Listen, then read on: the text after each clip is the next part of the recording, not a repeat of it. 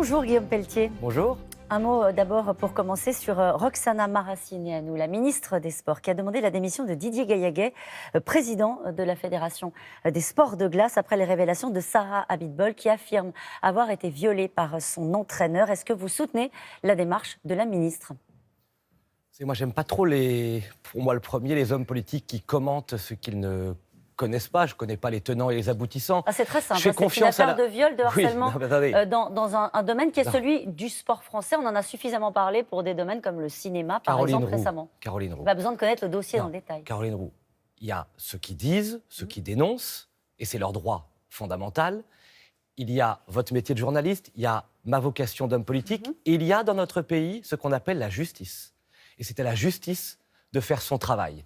C'est pas à un homme politique de dire si telle ou telle personne doit démissionner. Ça fait 30 ans qu'il est président de la fédération, lui-même accuse un ancien ministre de ne pas avoir fait le nécessaire. Je veux bien qu'on déballe tout sur la place publique. Moi, je ne connais pas dire que la ministre le a dossier. tort.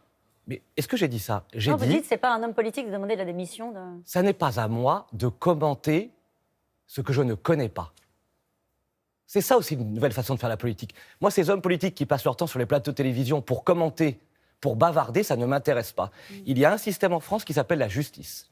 La justice doit être intraitable, implacable, à l'égard de ceux qui commettent ce type de délit ou de crime. Pour le reste, ce n'est pas à moi de commenter ce matin. Est-ce que vous pouvez au moins aller jusqu'à dire que c'est bien que la parole se libère dans un milieu comme le sport jusqu'à présent, dans lequel il y avait une forme d'omerta ? Mais partout. Mais je le dis depuis longtemps, d'ailleurs. Pas simplement dans le sport, vous l'avez dit, dans le cinéma, dans la culture, dans le monde associatif, partout. C'est indispensable même. Mais c'est certainement pas, à mon sens, ni à vous, ni à moi, de condamner qui que ce soit sur la place publique. Ce qui fonde notre différence de système judiciaire entre la France et les États-Unis, c'est que nous avons une justice indépendante et que la justice doit faire son travail. Pour autant, je vous rejoins, oui, que la parole se libère et que nous puissions enfin faire la lumière sur ces affaires. Si on va au bout de ce que vous nous dites ce matin, ça voudrait dire que Sarah Abitbol, elle aurait plutôt dû aller voir un juge que d'aller voir les médias. C'est ça que vous expliquez. C'est-à-dire, en gros, il faut laisser faire la justice faire son travail. Qu'une victime s'exprime là où elle estime que c'est le plus efficace pour elle. Elle a raison. Que vous l'accueillez, vous avez raison.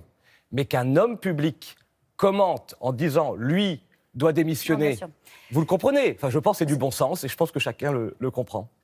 On avance sur le débat sur les retraites. 22 000 amendements pour un débat où c'est la France Insoumise qui a prévu d'en faire à peu près 19 000. La droite en présentera une soixantaine, notamment pour rallonger, repousser l'âge de départ à la retraite. C'est l'un des objectifs. Vous voulez améliorer la loi ou jouer l'obstruction ?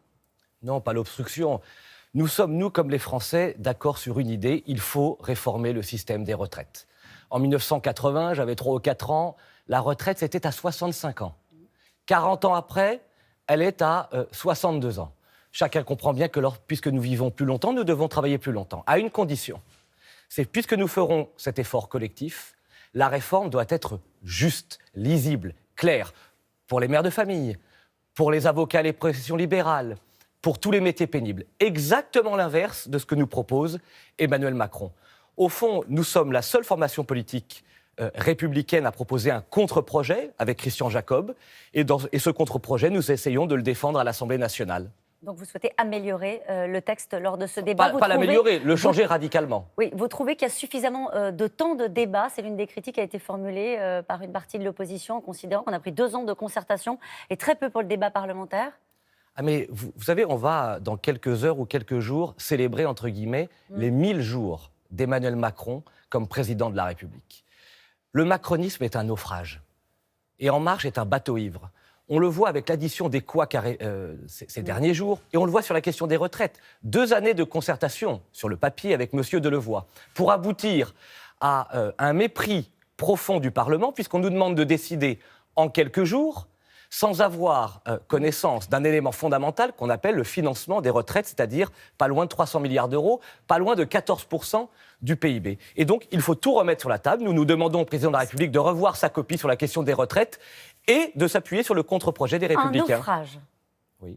C'est le mot que vous utilisez pour qualifier les 1000 jours du chef de l'État. Pourquoi un naufrage ? Votre émission s'appelle « Les 4 vérités ». Oui. J'entends tous les jours sur le terrain 4 colères et 4 désespérances incroyables de nos compatriotes. Le travail qui ne paye plus parce que les salaires sont trop bas.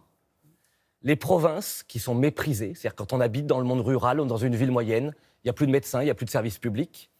Le refus absolu du duel qui s'annonce entre M. Macron et Mme Le Pen, et un sujet dont la classe politique parle si peu, que l'islam politique est notre adversaire, et que la laïcité, cette valeur fondamentale conquise de haute lutte par nos aînés, est aujourd'hui abîmée dans nos hôpitaux, dans nos écoles, dans nos territoires, avec des pratiques communautaires de plus en plus lourdes, de plus en plus violentes. Tout à l'heure. Eh bien, nous avons des propositions. Avec Philippe Bas et Bruno Retailleau, avec Christian Jacob, avec Éric Diard, nous demandons que, dans la Constitution, la laïcité devienne une valeur enfin fondamentale, non négociable. Il faut rappeler à ceux qui nous dirigent, à ceux qui nous gouvernent, que la laïcité, c'est ce qui permet de faire vivre ensemble ceux qui croient au ciel et ceux qui n'y croient pas. Et qu'il est intolérable que dans des quartiers, des familles s'en aillent parce qu'elles sont juives, que des professeurs dans des écoles ne puissent plus enseigner la Shoah. Nous sommes aujourd'hui au bout d'une logique, celle de la naïveté d'État et de la lâcheté des élites. Il est temps que sur la laïcité, nous soyons d'une fermeté implacable, que nous dénoncions l'adversaire qui est l'islam politique, pour imposer la valeur de la République et la valeur de la laïcité. Ça fait des années que le Rassemblement national le fait, parler de ces sujets-là. Non, il dénonce, il ne propose rien. Nous proposons. Philippe Bas a déposé une proposition constitutionnelle. Nous demandons l'interdiction des listes communautaires aux élections municipales. Nous proposons de faire de la laïcité le 4e pilier de la devise républicaine, liberté, égalité, fraternité, laïcité. Vous savez, vous dites naufrage on sur peut la contester. Question. Oui. C'est ce qu'ils font, les extrêmes. Nous proposons. Nous avons des idées, nous avons des solutions. Vous dites, dans la série Les naufrages d'Emmanuel Macron, ce sont les mots que vous utilisez, vous parlez de l'absence de discours en réalité et de mesures sur la laïcité. Vous saluez les résultats en matière économique? Lesquels? Chômage. Les chiffres trafiqués, vous voulez dire? Ah, chiffres trafiqués, allez-y alors. Ah bah, vous savez, je suis député d'une circonscription. Tous mes collègues, qu'est-ce que nous regardons au quotidien? Tout le monde voit bien que le chômage ne baisse pas, que les chômeurs d'hier... Mais qui ment alors? Qui trafique les chiffres? Mais les gouvernements depuis des décennies. Les chiffres catégorie A, B, C, D, les chômeurs qu'on cache et qu'on passe en formation. Non, mais soyons sérieux et raisonnables. Aujourd'hui, l'économie française est à l'arrêt. D'ailleurs, le taux de croissance annoncé par le gouvernement lui-même s'effondre au dernier trimestre. Pourquoi ? Parce que dans notre pays, les impôts sont trop lourds. Parce que dans notre pays, c'est la haute fonction publique qui décide. Parce que dans notre pays, les salaires sont trop bas. Parce que dans notre pays, il n'y a plus d'écart entre les revenus du travail et les revenus d'assistance. Et donc, tous ceux qui travaillent sont découragés. Et tous ceux qui veulent travailler ne sont pas encouragés à aller travailler. Il est là le grand drame français que nous voulons, nous, contester et auquel nous apportons des solutions. Un mot sur les salaires. Boris Johnson va augmenter le SMIC de 6%. Il fait de la dépense pour le coup, il va accroître la dépense et les déficits publics. Il y a certains membres du parti Les Républicains qui ne sont pas totalement raccord avec vous sur le fait de s'inspirer de ce que fait Boris Johnson. Mais la France n'est pas l'Angleterre. Il ne s'agit pas de s'inspirer. Il s'agit de dire qu'en Angleterre, le parti le plus libéral au monde a compris qu'il fallait tourner le dos à l'austérité, mieux récompenser le travail et s'adresser enfin aux milieux de cordée et aux classes moyennes. C'est tout le combat que nous allons mener avec Christian Jacob dans les mois qui viennent. Merci beaucoup, Merci à vous.